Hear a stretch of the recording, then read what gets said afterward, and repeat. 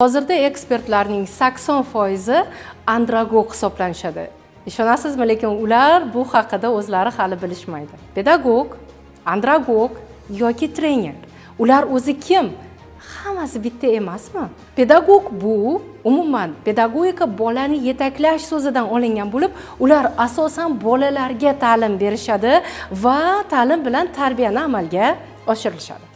Andragog esa bu kattalar ta'limi.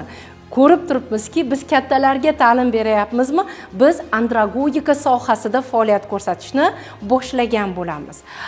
Va trener esa umuman olib qaraganda nazariy ma'lumotni amaliyot bilan bog'lab, kichkinagina auditoriyada barcha amaliyotni keyslar bilan, topshiriqlar bilan, metodlar bilan mustahkamlashi bu trenerning vazifasiga kiradi. Sizchi siz qaysi turga kiruvchi mutaxassissiz? Izohlarda bo'lishing. Biz uchun bu juda qiziq.